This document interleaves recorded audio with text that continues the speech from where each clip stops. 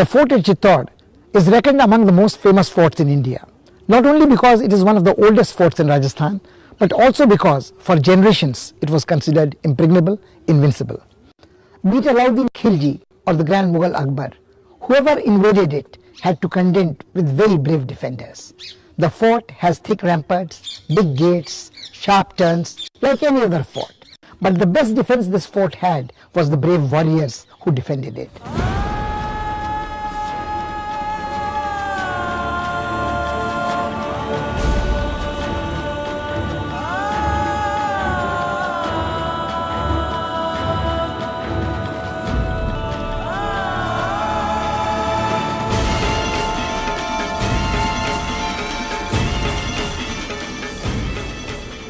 The Citadel of Chittor is situated about 100 kilometers away from the city of Udaipur. Known as the cradle of chivalry, it is an integral part of the proud history of Rajasthan, spanning 13 centuries. The martyrdom of countless brave hearts has sanctified the compound. The fort spreads over a tract of land that covers 700 acres, with a circumference of 13 kilometers.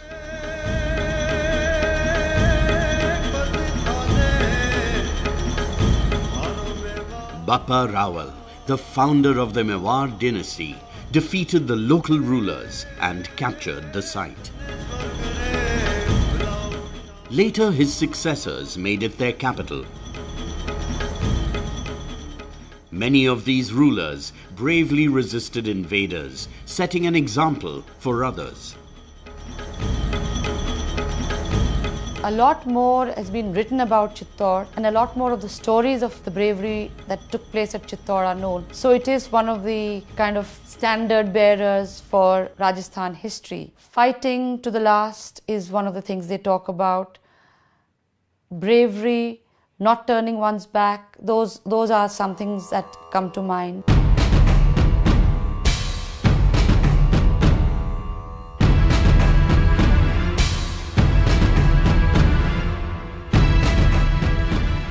The old fort was built on a hill about 500 feet high, and this was enough to protect those who lived within it in those times.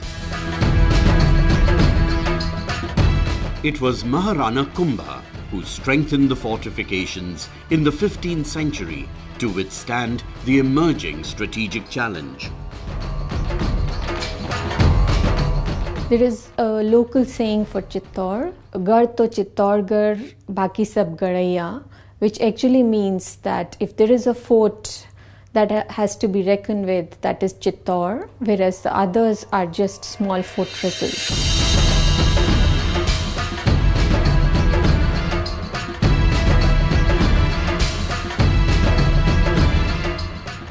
Ramparts were raised in 2 or 3 rows all around to provide stronger defense. These were built on top of strong rocks.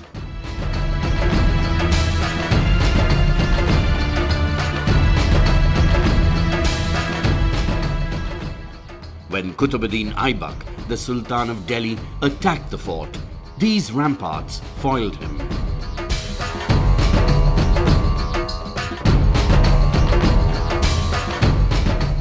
It was the wealthiest fort. It commanded the countryside and it also commanded the resources. There was phenomenal wealth in Gujarat, and Chittorgarh stood between the Sultanate of Delhi and Gujarat. And they all wanted to reach Gujarat, its wealth and its access to the sea, and Chittorgarh was the bastion between them. So to conquer Chittorgarh was to command north and south.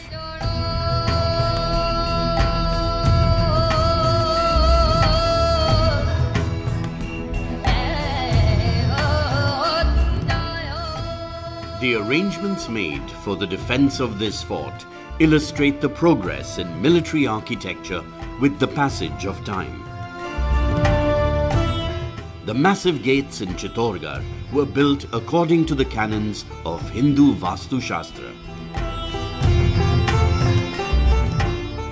In times gone by, a small city flourished, enclosed by these ramparts.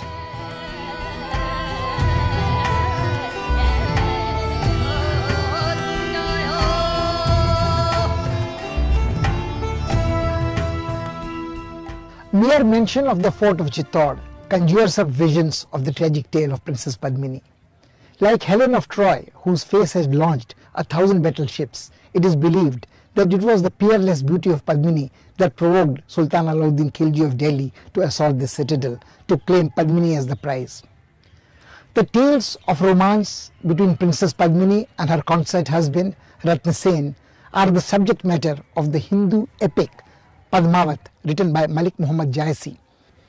This tale, it is believed, is to be interpreted metaphorically. It does not deal of lustful worldly love alone. It talks of the restlessness of the individual soul to be one with the Almighty. The depiction of Baramasa, the changing cycle of seasons, in this poem is supposed to be matchless in Hindi literature.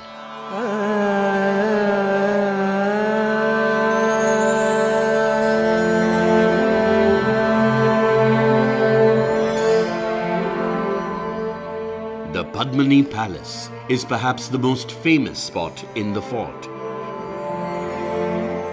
It keeps alive the memories of the beautiful queen who once dwelt here and has inspired many moving ballads and folklore. However, the style of the building suggests that it was constructed much later.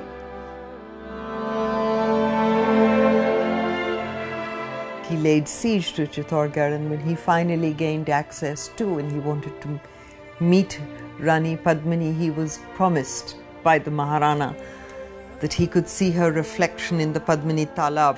So she came out of the palace down onto the steps and her reflection was seen in the pond.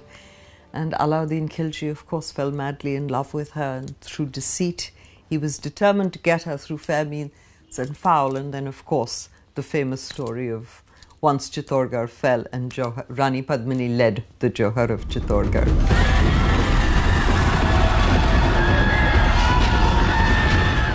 In 1303, Alauddin Khilji attacked Chittor. Its strategic location was tempting.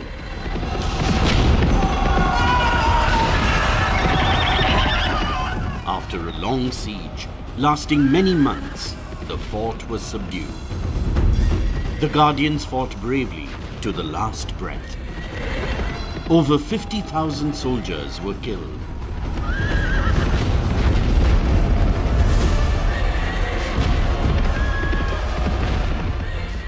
Princess Padmini, along with 1,100 companions, immolated themselves on a pyre.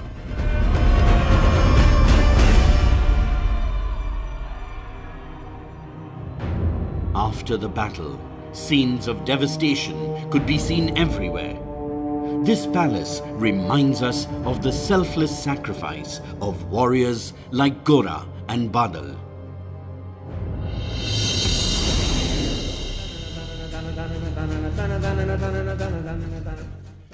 After some time, the Rajputs regained control of the fort, and peace and prosperity returned to Chittor. Mewar reached the zenith of its glory during the reign of Maharana Kumbha.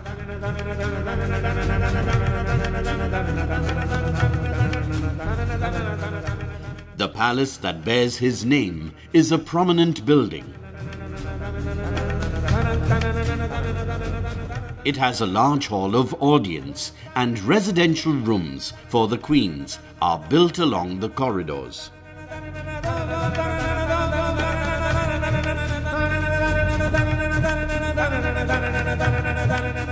Maharana Kumbha हमारे मेवाड़ का एक नक्षत्र की तरह है। वह बहुत सारी कलाओं के विद्वान थे।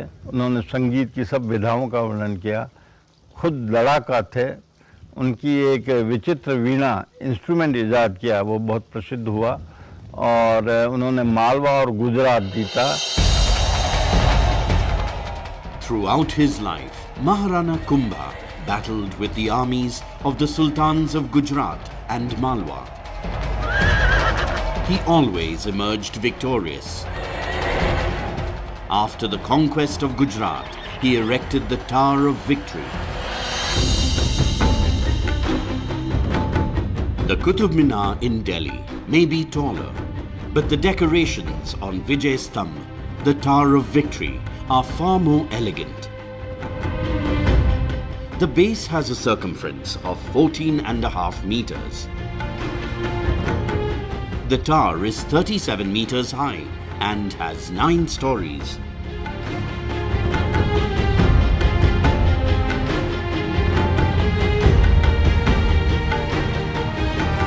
Linkage of the spiritual and the temporal, because the Vijay Stambh is built alongside the temple. Valor was as much an obeisance to God as it was the victory of the king. And I think that interplay defined the way kingdoms were built and India's heritage was built and respected.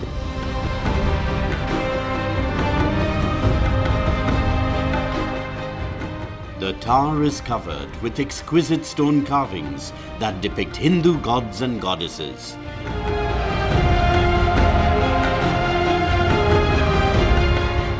Sculptures of the rivers Ganga, Yamuna and Saraswati, along with celestial creatures like Gandharvas and Apsaras, also decorate the walls.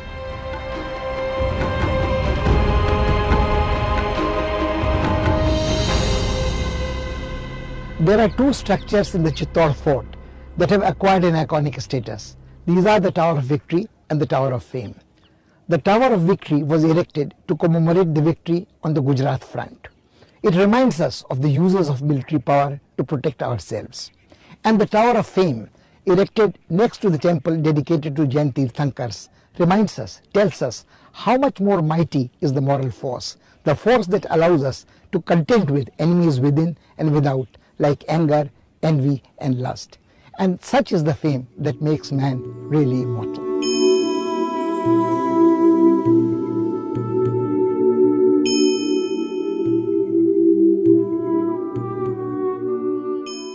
Kirti Stambh, the Tower of Fame, is shorter than the Vijay Stambh, but still it matches it in ornamentation.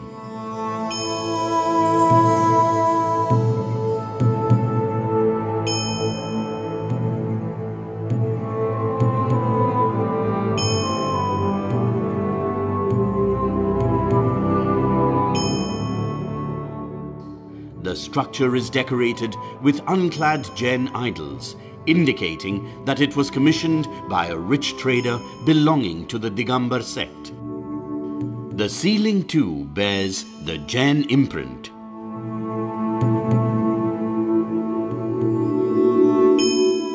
They were great patrons of the arts, and therefore there's music, there is poetry, there is great literature, there are Jain temples, there are Hindu temples.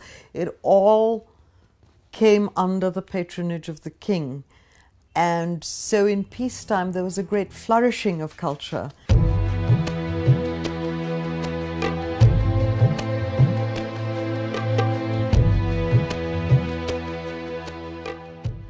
The Satbis Devri temple complex presents glimpses of the evolution of Jain temple building styles between the 14th and 16th centuries.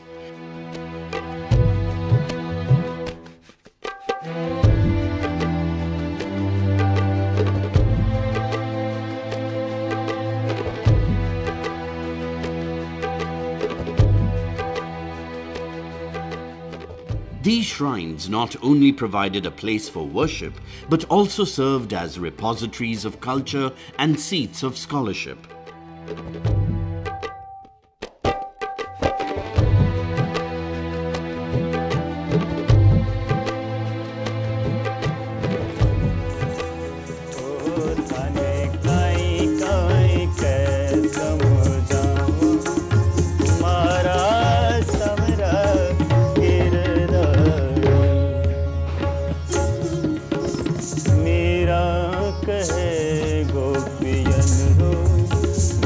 Hello.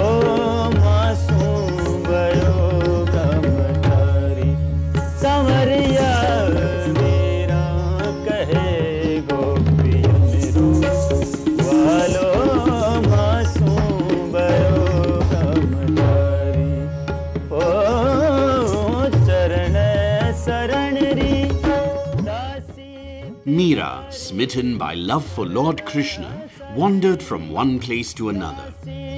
This temple preserves memories of the days when she worshipped her Lord here. In fact, though the shrine bears her name, it was built by Maharana Kumbha. The much larger Kumbha Shyam temple stands in the same compound.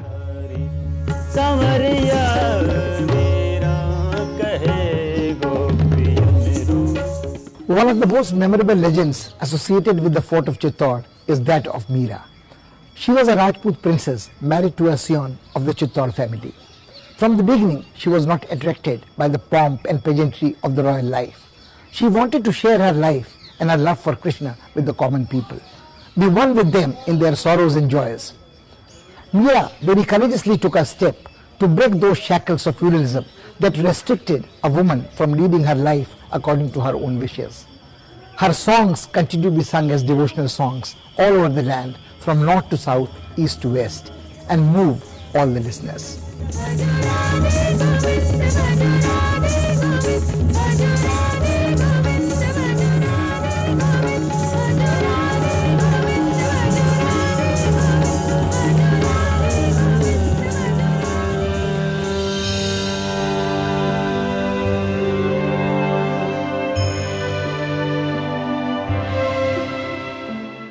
After her marriage to the Crown Prince of Mewar, Meera used to live in this palace.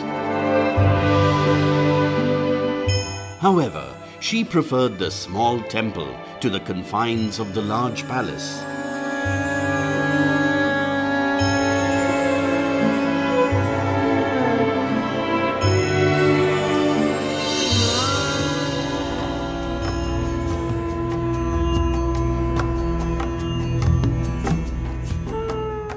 Kumbha Shyam Temple is an imposing edifice that stands close to the Meera Temple.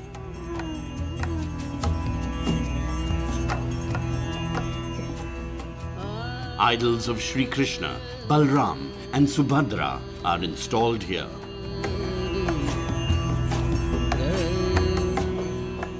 The temple, originally dedicated to Vara Avatar, was built in the Nagar style, sometime between the 8th and the 9th centuries. It was badly damaged when Alauddin Khilji raided Chittor, and it was later rebuilt by Rana Kumbha.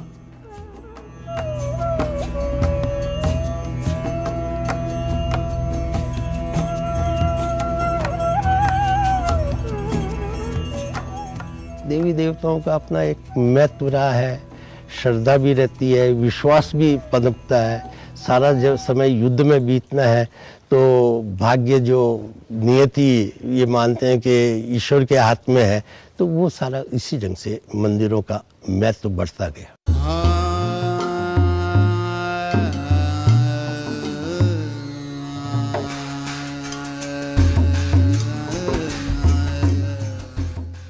Jatashankar Mahadev Temple is another remarkable temple commissioned by Rana Kumbha, a devotee of Lord Shiva.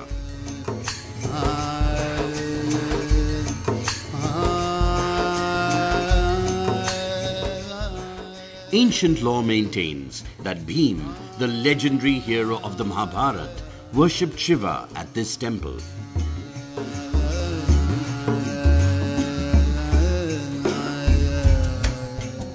Mewar के महाराणा इकलिंग जी के दीवान कहलाते थे। वो कभी शासक नहीं कहलाते थे, इकलिंग जी के दीवान के रूप में थे। महाराणा के खिलाफ विद्रोह इकलिंग जी के खिलाफ विद्रोह है।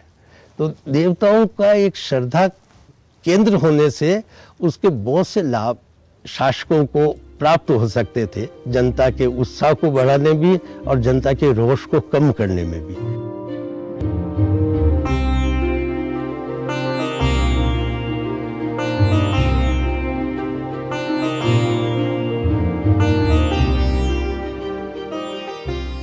This shrine, dedicated to Adbhutnath, one of the epithets of Shiva, was built during the reign of Raimal in the 15th century.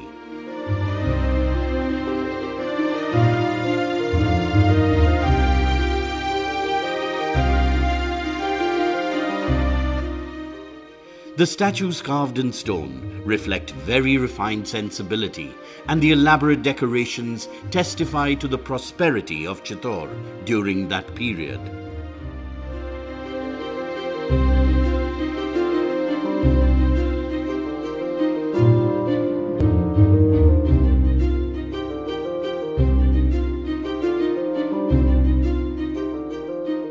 Chittor used to be the heart of Mewar. This is on the route to Gujarat. So all the caravan and trade caravans moving down from Delhi and from Ajmer and from North India towards Gujarat would pass close by through Mewar. Because of this reason of the fact that the fort could command a very large area, both militarily and commercially, that the fort became irresistible to Akbar. Most of the princes and chieftains had surrendered before the Mughals. Only Chittor refused to submit and stood between them and the Arabian Sea.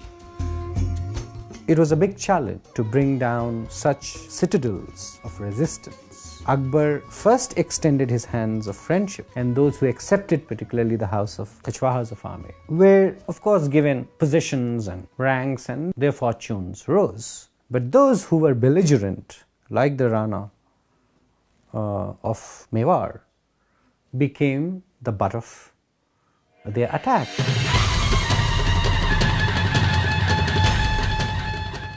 Emperor Akbar invaded Chittor in 1567. The citadel could be captured only after a 3-month-long siege. The infuriated victor ordered the large-scale slaughter of all those who had resisted his forces.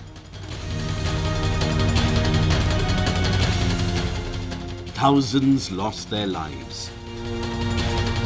Women in the palace chose death over dishonor.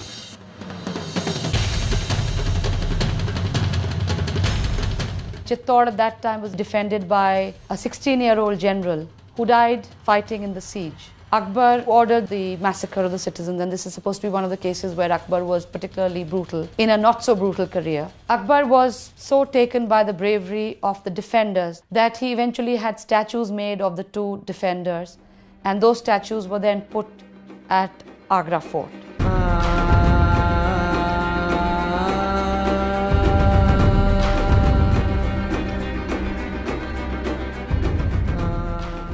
This palace commemorates Jaimal and Patta, 2 brave soldiers in their teens who laid down their lives defending this fort. They continue to be worshipped like gods and have become unfading symbols of indomitable courage and selfless sacrifice.